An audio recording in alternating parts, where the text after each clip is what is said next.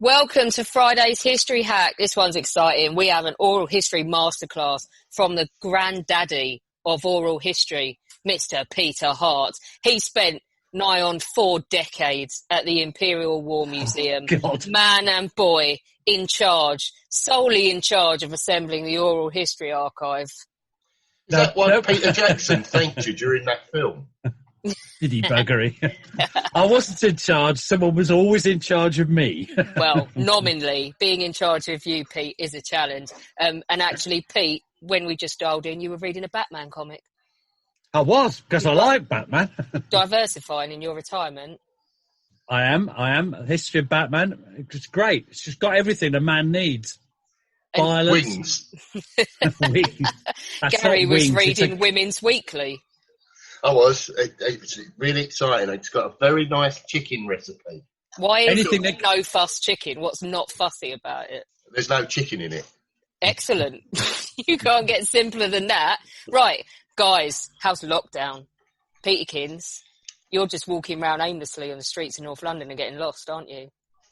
I am. I'm yes, trying to do 8 miles a day, keep myself slim and lovely, in contrast to Gary.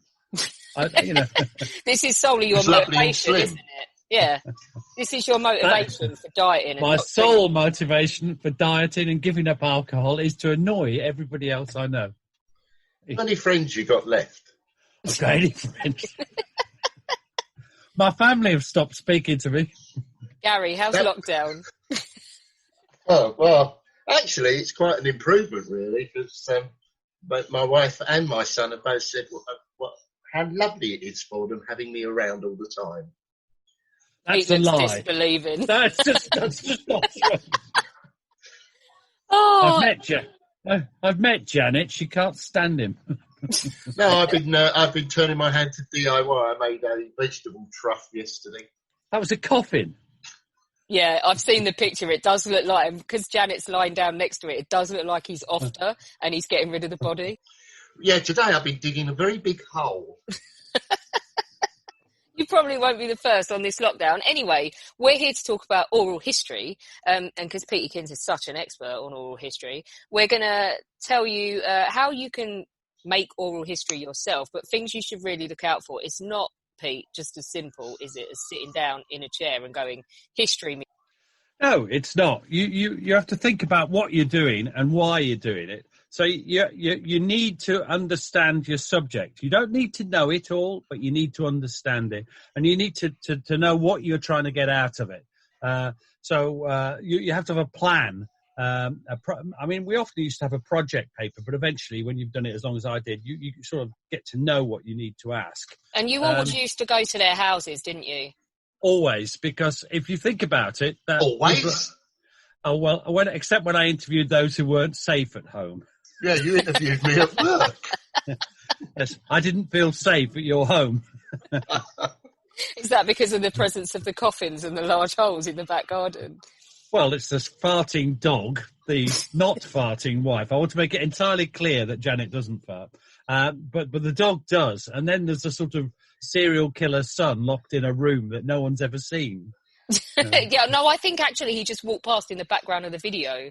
Either that or there's a burglar in your house, Gary. No, that was Janet. Okay. She's struggling with lockdown and hair cutting, so she walks around in a hood all the time. So, Pete, you would go to their houses. Why is that? Because they're at home there, to state the obvious. People feel, and they don't have to travel. When you're in your 80s and 90s, or actually when you're in your 60s, it's tiring to travel. And so I used to go to them. Most of the ones I interviewed weren't there. I used to interview where I wanted to go. So that's obviously the north of England, where everybody nice lives. And it's just a lot better to interview in a home. And it's quite weird. When I listen to the interviews now, and I did a lot when preparing my book, Voices from the Front, which sold no copies whatsoever. I think we might mention that a few times today, but yeah, go on. Well, the fact it didn't sell. The fact it didn't sell, yeah. What distinguishes it from all your other books? I'll tell you what, it's got a picture of me on it, and it was the worst-selling book, and the idiots put a picture of me on it, and I put it down to that. Your face is quite scary. But it isn't. I'm not good looking, no. Not like think- Gary. Gary is the sex magnet and eye candy of our podcasts. Yes, our oral podcasts. Yes, because this is a mashup, isn't it? Because, guys, just quickly, while we're on this subject, what podcast is it that you produce? Oh, I'll leave this to Gary to say. This is largely because Peter can never say it. Can't remember it. And it's very difficult. It's Peter Hart's Military History Podcast. Why can't I call it Pete? I wanted to call it Pete and Gary. Or Pete and Gaz. Pete and Gary talk bollocks. You see, I could have remembered that. No, that's one of the podcast titles. That's in about 3 or 4 months' time. Well, when we're desperate. When we do Donkey's Bollocks, I think it's called. Yeah, that'd be an in-depth analysis into the historiography of the First World War. Is that after Gary finishes writing a book about the history of army latrines? Oh, that's our secret project. What's it going to be called? Not a secret. Well, not now it isn't. What's it going to be called? He can never remember. I can. And then the pole broke. Oh, yes. Cool, that's Speaking of brilliant. which, where's Alina? Do we need to wake her up? No, she's Sparko. I think I can see her dribbling on her desktop. Pete, always research your subject before you go, yeah? Yeah. But one thing is, you just need to know history generally and what people are like rather than the specifics, because of course they know what they're talking about. You don't have to know all of it, but what you really need to know is to know enough to keep them on track. If Gary can't remember basic training, if Gary can't remember much about anything, then you can help him by saying, did you do bayonet training? Which is a leading question. I love that you're giving us a lecture on keeping people on track after the amount of waffle that's come out on this podcast so far. Well, you're just not very good at it. I'm not doing it. Shut up, Alina. Do you know, I quite like the next one. I don't know how good Alex and I would be at this, is don't debate or argue.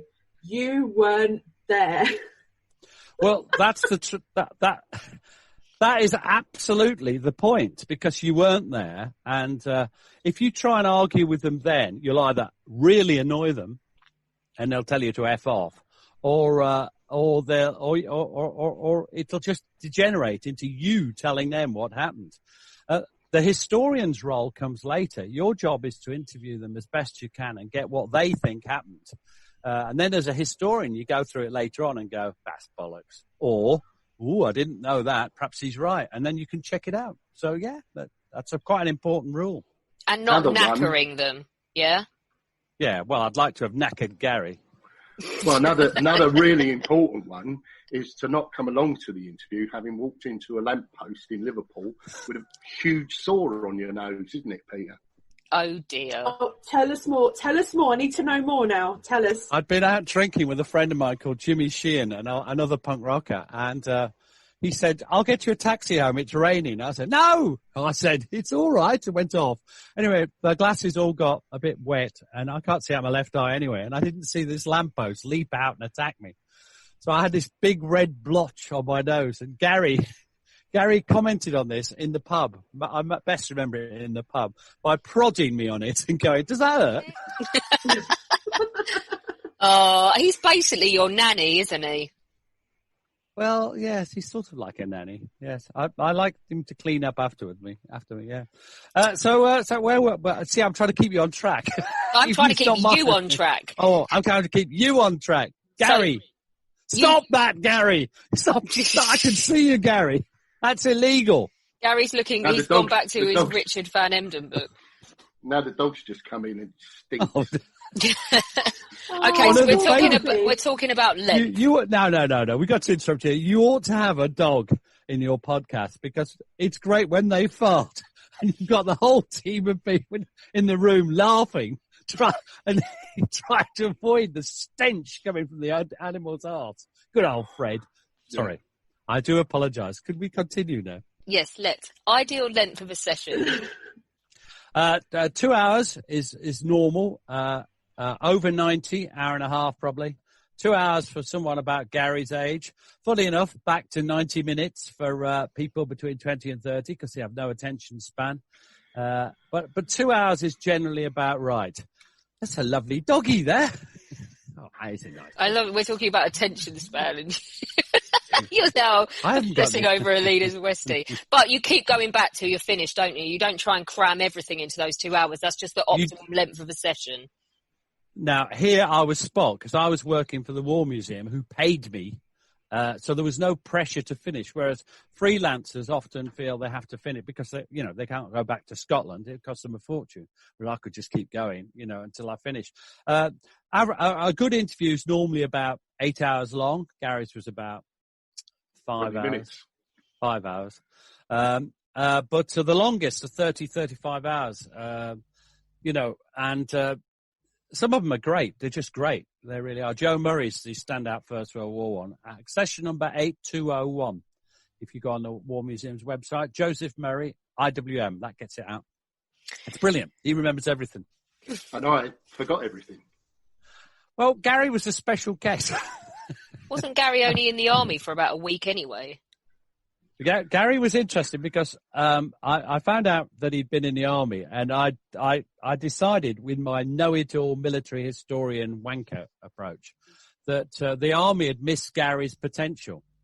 Now there's a pussycat on the thing. I've got no attention span. And I decided, there's been some terrible witchcraft and Alex has turned into a cat. That's Bertie. Nope, she's still out there. But I decided that they missed Gary's potential. That Gary, as he was a financial controller or what he was, what were you? He was the boss. I had a commercial then, I think. Of Transport for London, which is a really big job. That the army had missed his potential. So I decided to go and do this interview.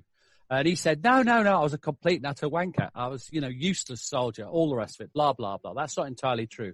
But I went to interview him, and it took for 5.5 hours, Gary, 3 or 4 sessions. Very good, except for him prodding my nose.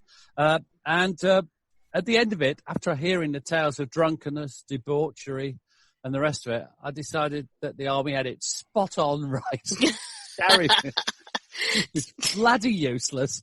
And the only thing that rescued him was his father died. That sort of woke him up in life, and he became the captain of industry that we all know and love today. Lance Corporal of Industry. Lance Corporal of Industry. How many colonels did you have working for you? Come on, how many lieutenant colonels?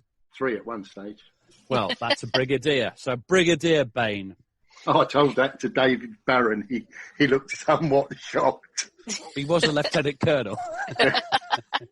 Actually, this weekend, as part of this Alina just fell. I just want to point out that Alina fell asleep during that last anecdote of mine. I did not. I am She here. did. I'm awake. I'm ready because I want to start the last point. Oh, what's the last point? What's the last point? I don't know. I've lost track of where we are now. We did a lot while you were asleep. I should say we did. Yes, we did. We're on page 8 now. Pete, Shit. pay attention, focus. Yeah. Talk to us about the controversy of interviewing people and using those interviews for history. Well, people, especially academics, or knobheads, as Gary calls them. I think that's a little untoward. And some of them, like Spencer, he's not Tracy, is it? Spencer Jones. He's I was thinking. No, he's a great bloke, and some academics are great, and some of them are knobheads. They sort of sneer, they talk about veterans' general issue. They talk about historians as copywriters or whatever, copy something's typists. And it's a sort of knee-jerk reaction all the time. It gets right on my tits because most of them have never listened to oral history. They've never sat down and listened to an 18-hour interview. They know. Who can blame them? What are you reaching for, Gary? And the thing is, I like to go on the attack. Fundamentally, I'm an attack dog when it comes to debate. And I would say, oh yeah, Sunshine, you're only going to use contemporary sources, are you? Mr. Bloody Clever Clogs. But contemporary sources can be away with the fairies. And when I say away with the fairies, I mean right away with the fairies. It just drives me mad. You see people go, no, I looked in the war diaries, and the war diaries. Well, the war diaries are written by the intelligence officer or the adjutant. And the reason they write them is to pretend that nothing ever went wrong, in the unit. So whatever happens, so it's always the unit on the right. The British Army report from right to left. it's always a unit on the right that's run away, and we conformed. So you read the war diary. If you read the war diary, you think they conformed. It's just bollocks. The lads are also dying, always dying to get at the enemy. Now, when Gary was in the army, the only enemy he was dying to get at was senior NCOs and officers. Is that right? Is that right, Gary? You said you weren't going to say that. Oh yeah. Let's look at diaries. If Alina keeps a diary, right? I don't keep a diary, by the way. I don't keep a diary, but go on. I'm imagining Alina's diary now. But it would be, you're at the centre of your own little poxy universe, aren't you, Alina? So you see everything. You see everything through your eyes, which seem to be unnaturally narrowed at the moment. Were you drinking last night? They're open now. But the point is, you are at the centre of your universe. Everybody's at the centre of your universe. I told Gary I've got this theory that the whole world is in my imagination, because when I retired from work, the whole lot of you packed up work to keep me company. Now, Gary says this is some sort of pandemic, but I think you're all in my imagination. None of you actually exist. It's getting rather like the Matrix now, Pete. Oh, right, sorry. That criticism can be made of oral history because, you're only talking about your own experience, what you see in front of you. So you've got to look at everything, multiple sources. Gary? That's a great point, Gary. It is a good... Gary, tell us about Private Albert. Give us this example that Pete's got. So there's this Private Albert Faraday of the 15th Londons, and there's two different bits of testimony from him that kind of illustrates how people might have motives for not writing down the truth. Oh, yeah, we'll get to why it shouldn't be called testimony. All right. He wrote. So this is letters. Yeah. Yeah, so the first one, the clue's in the first three words. So he starts with, my dearest mother, I did not have the opportunity of posting the letter I wrote yesterday, so that these two will arrive together. At present, I'm in a very comfortable trench about 5 miles from the front line, so of course I'm as safe as houses. I'm only here for a few hours though, as I'm going a good way further back to a little village where I intend to have a good rest. So and actually, Pete, I've highlighted all the words there that are all really positive to his mother. Pete, tell us what the problem is with that. Well, the problem is this, and that's letters depend on who you write them to. So if I was writing to my mum or my girlfriend, say I was at Gallipoli and I was suffering from dysentery, all right? Yeah. Really bad dysentery. Would you write home, dear mum, shat myself 3 times yesterday. I've got shit from my fucking ankles to the top of my tunic. I'm covered in the bloody stuff. I don't know what to do. And now my head started hurting, and the doctor says I've got paratyphoid. Only good thing is I've also got jaundice, so my face has gone yellow. And funnily enough, when I was in the army, my mum wrote a letter very similar to that to me. Gary, you've got another letter that Faraday wrote to someone else, haven't you? Can I just before we go up? So the thing is, if you're writing to your mum, you don't tell her what's really happening. If you're writing to your dad, you might tell him a bit, or your brother. If you're writing to your mates, you might actually tell them what's going on. And this is a letter that Faraday wrote to his best mate. Yeah, go, Gary. Says, I cannot settle down to write a good letter this week, as I've had such a horrible shaking and have not quite got over it. On Sunday morning, I was digging a communication trench near the front line when Fritz got wind of it. For 3 hours, he shelled us. Unfortunately, there were 1 or 2 direct hits, which killed 2 of our boys and wounded several. One of them, a chum of mine, was killed. It was hell. How I came through without a scratch, I don't know. Even if I wanted to describe all I saw, I could never do justice to the scene, but I don't want to. If ever I was sick of this war, it was when I first saw this place. If only everyone knew of horrors of this war, it wouldn't last another 5 minutes. Happily, Mother didn't know I was even in the trenches, and you are the only one I shall ever tell. And precise to the point, isn't it? And what happened to him? Which is actually true, because he was killed the next day. So that's from Canadian Archives, those letters. I picked them up there. He wrote them the same day, the 2 letters. And you see, this is the point it's the same point with diaries. You change your mind.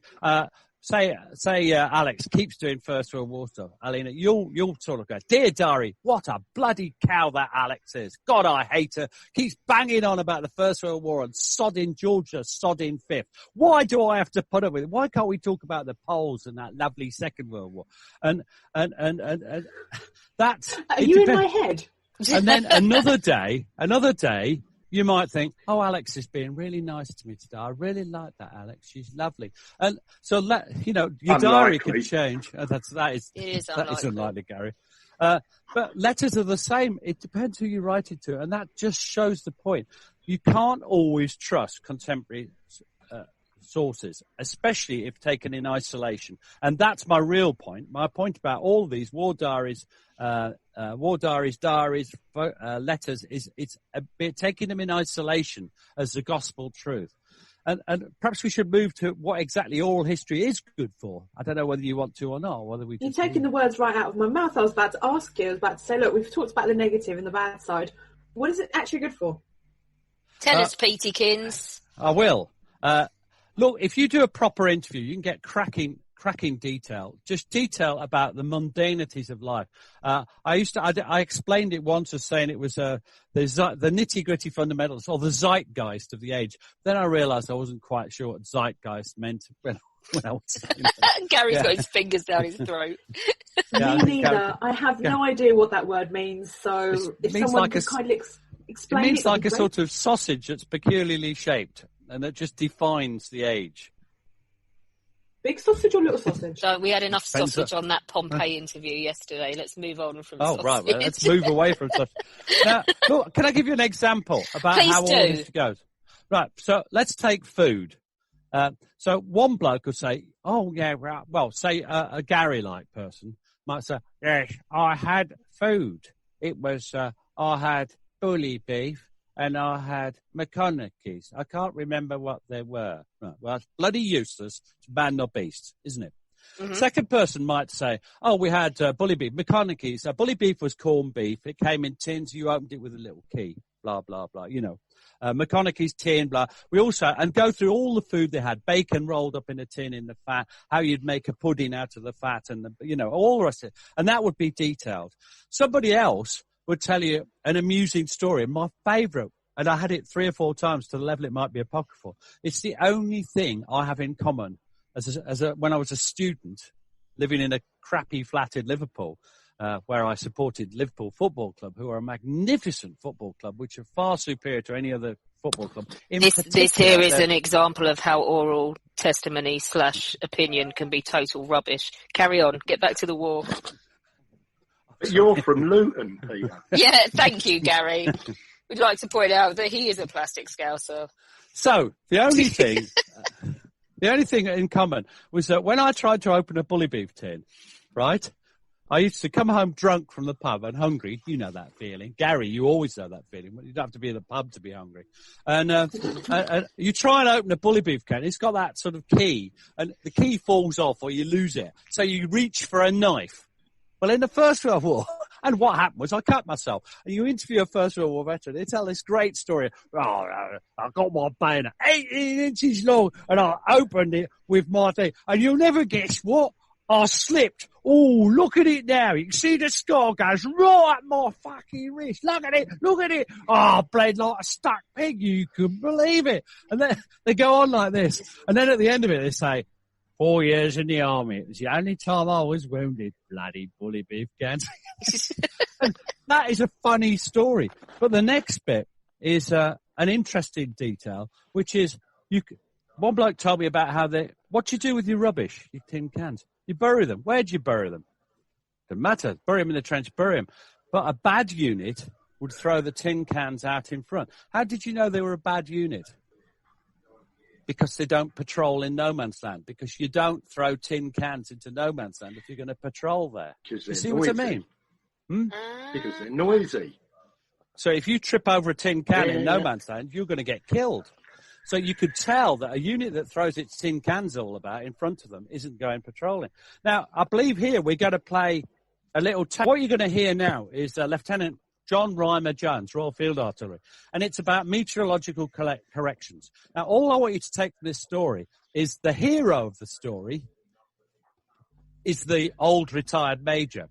Well, he's not the hero. He's a bloody idiot. And it's people like him that meant that the Royal Artillery in 1916 weren't accurate enough.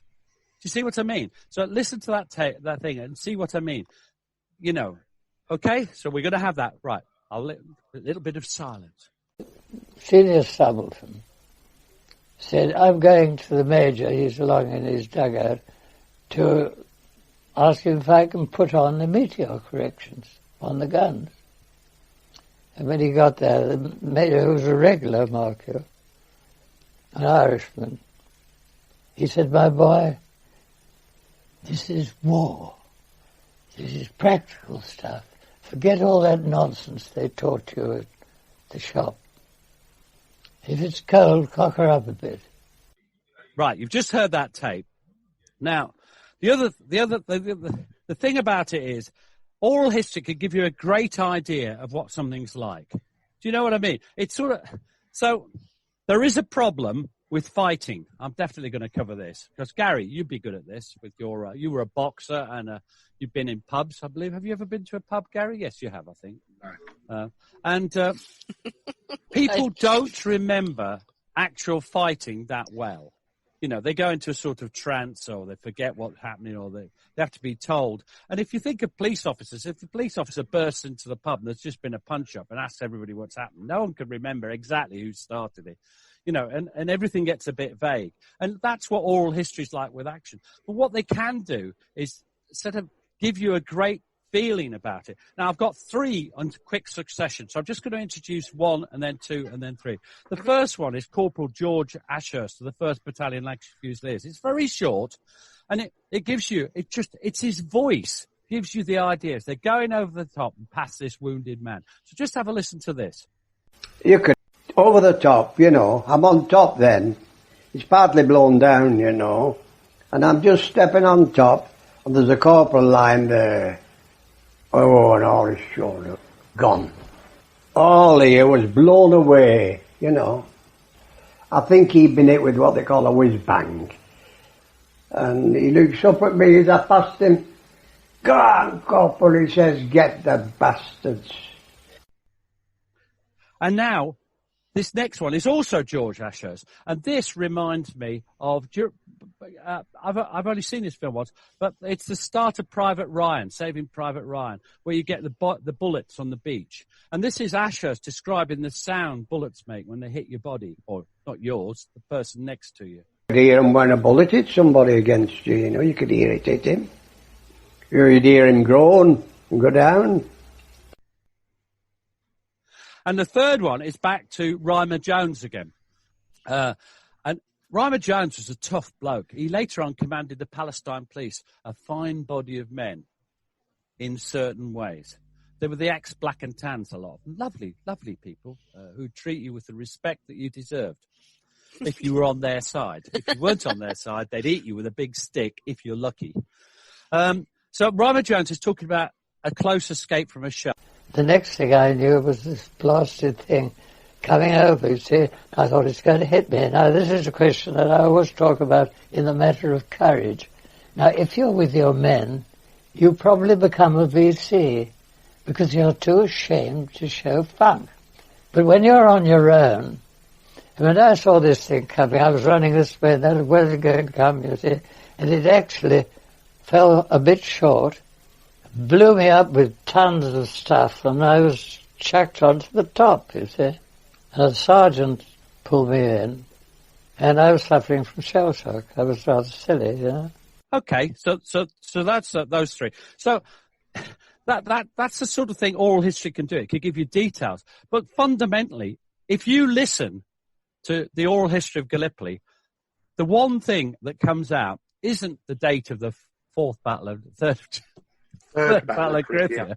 Oh my God. The fact that you've written a massive book and you can't even name the battle is quite disturbing. It's a great book. Oh, shush up. It's not the fact that they can't remember whether it started at 7:30 in the morning or 12:30 at night or whatever. What's important, what they all talk about Gallipoli is dysentery.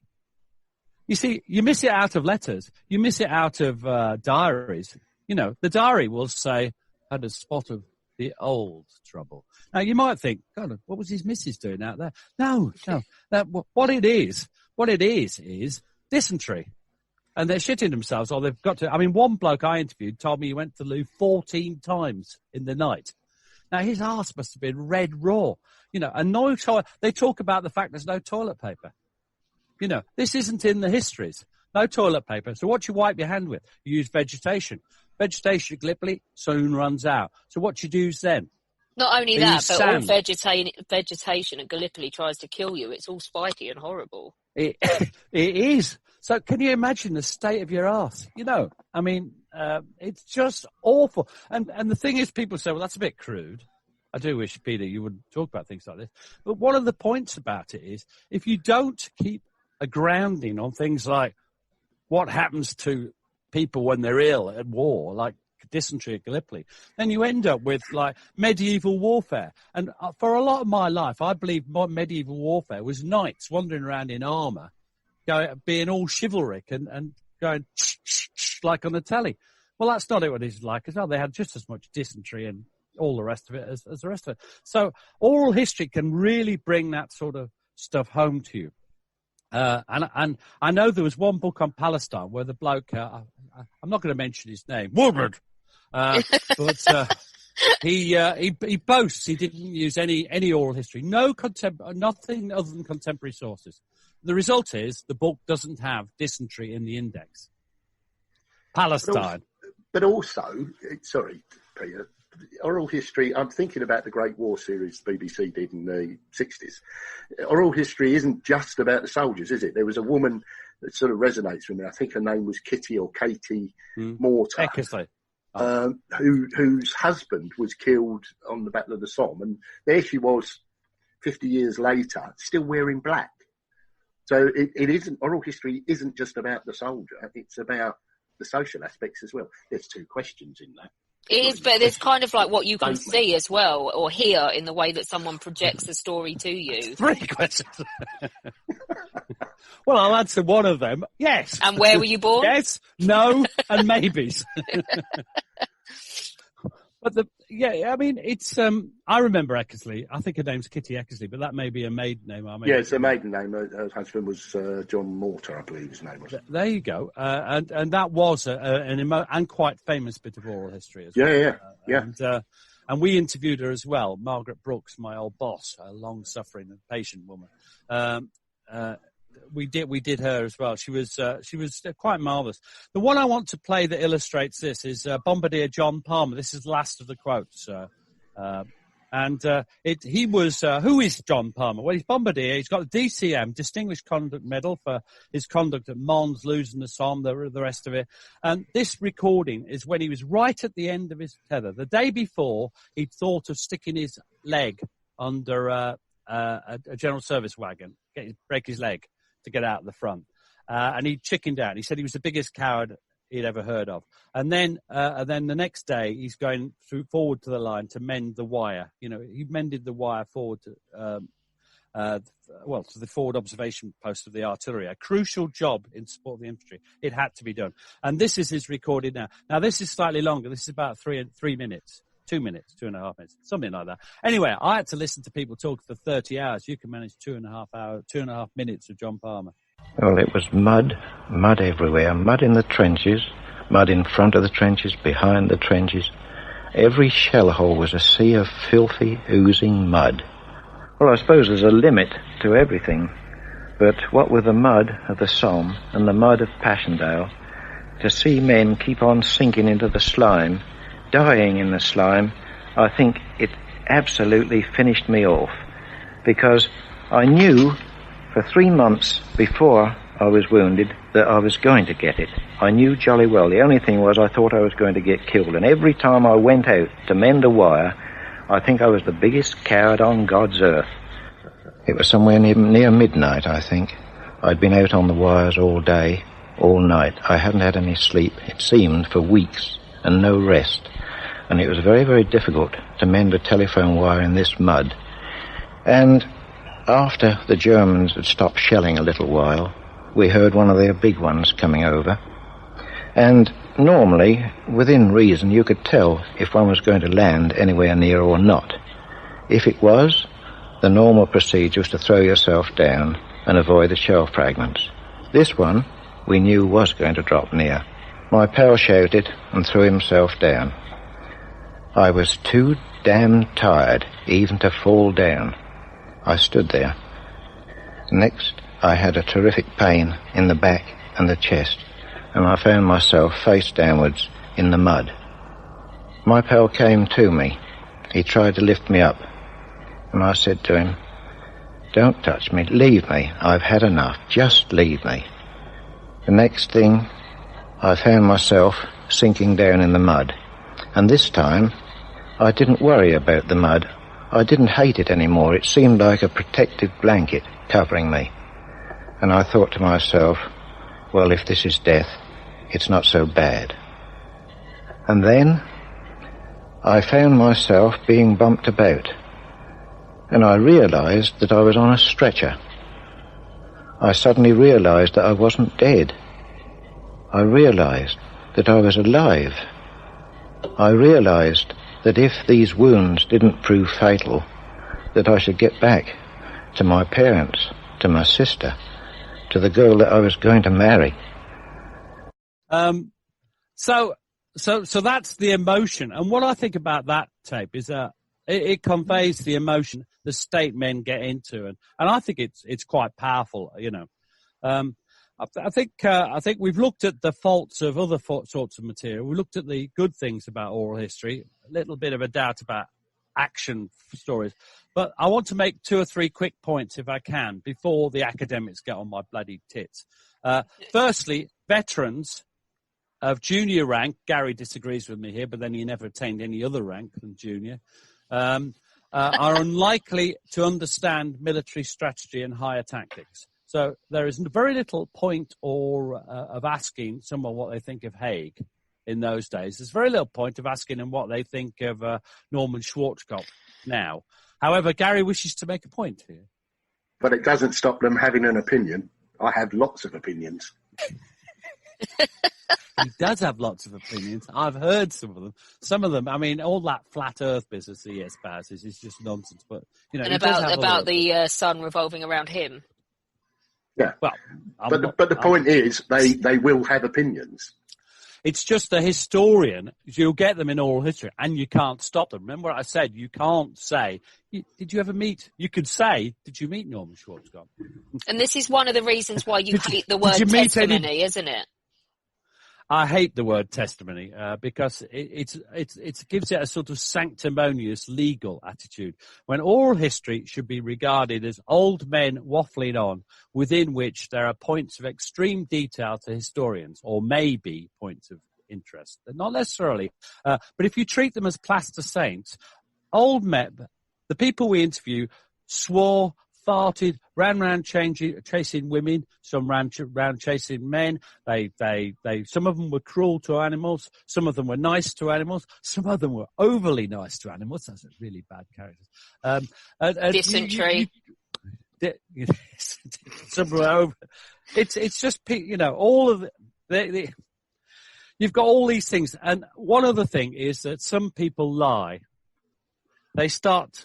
One is involuntary, and they just start to believe what they're told on the TV. You'd never get the modern mind thinking like that. But if people keep telling you Haig was an idiot, they'll say Haig's an idiot.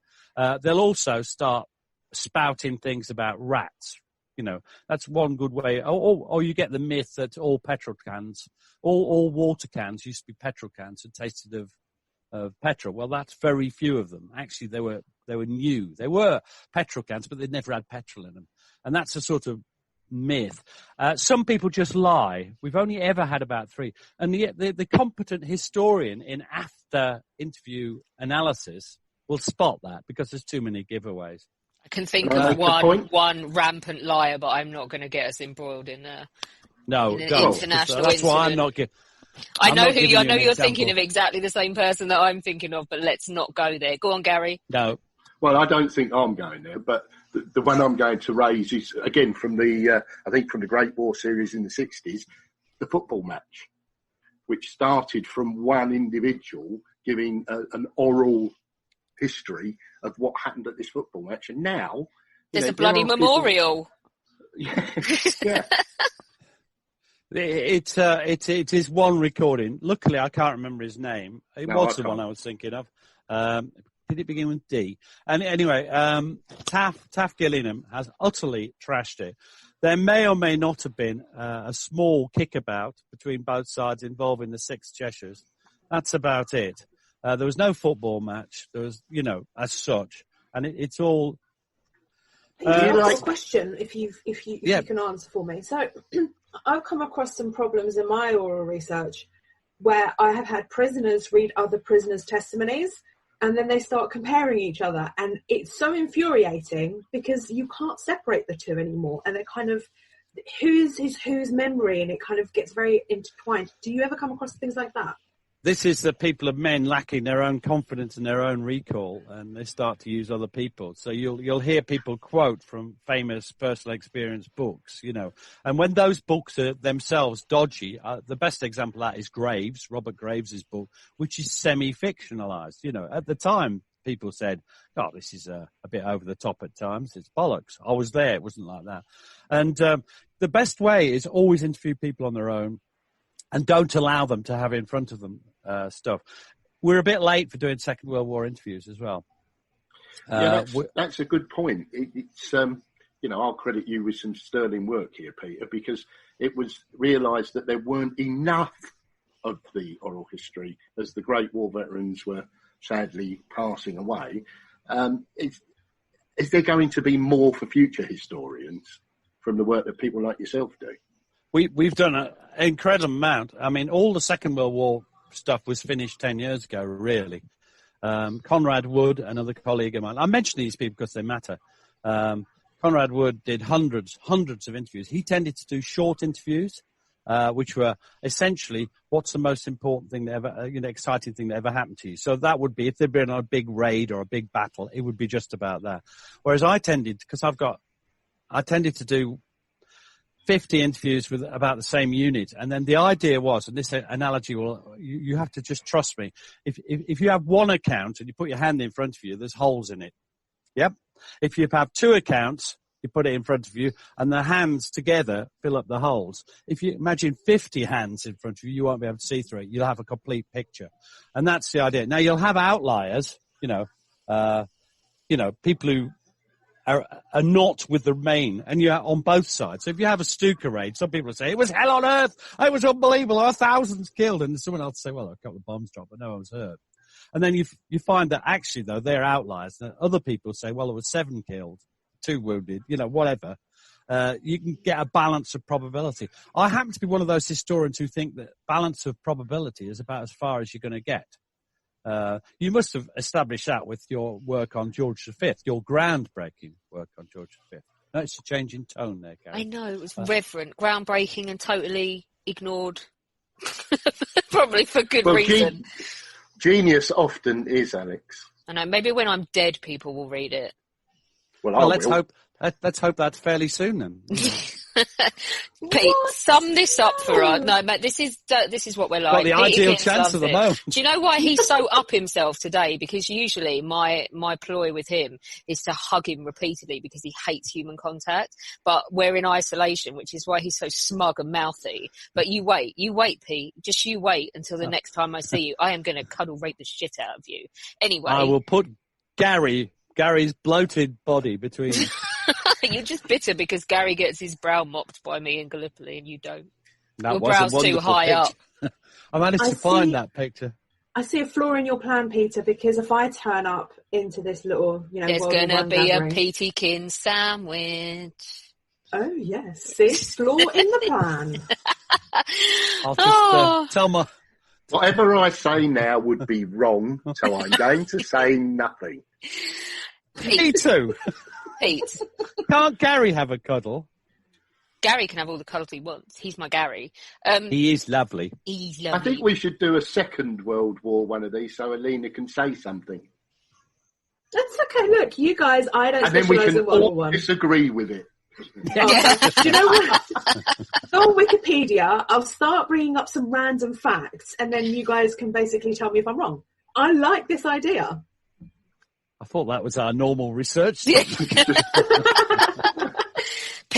give us a final analysis. Oral history is not testimony. That's how it's you not started testimony. it. Right, it's not testimony. It's a very useful weapon, and I always reach for the same analogy. Just like Haig won on the Western Front with the all-arms battle, so the historian can only win by combining all sources of evidence and establishing a balance of probability. Amongst those, oral history is good to establish feelings and conditions, and also acts as a corrective for propaganda, such as the lads were all dying to get into action. Well, the lads weren't bloody dying to get into action. It adds do you see tone. what I mean? Yeah, it adds tone, but it should not be the basis of your It shouldn't be research. the basis of anything. But you'd equally, if you didn't use it, you're not doing a full job. If it's there. That's right. And you don't if use it's there and it's good job. and it's, you've got, it's just like any other source. If you look at something and it sounds unbelievable. I had one bloke who was in a trench. Sorry, he was in no man's land. And he said 4 Germans came along a trench across an old communication trench in front of him. And he said he got his knob carry or whatever it's called, big sticky thing. And he went bonk, bonk, bonk, bonk on the helmets and knocked all 4 Germans out. Now, that may or may not have been true. Jack Dorgan, who was a great veteran and told some great, good stuff. I happen to find that story a little bit dodgy. Do you see what I mean? Because yeah. I just don't think it's that likely that 4 Germans could be knocked out and, put out of action in that way. No, and it's your job as a historian, not just yours, Pete, all of ours, to weed out the chaff from the genuine stuff that can enrich your historical research. But to totally ignore it when it's available to you, you're wrong. Yeah, I mean, I learnt a lot about living in Germany in the Cold War from Gary. For instance, I'd interviewed hundreds of people about who were national servicemen all through the 50s, 60s, 70s, 80s, 90s, right up to the present day. Not one of them had mentioned the beer man until I spoke to Gary. And apparently it was like a milkman. Came on a Thursday night. On Thursday night, the beer man made a beer delivery. Now, do you see, there's always something to learn. And that, for me, sums up oral history.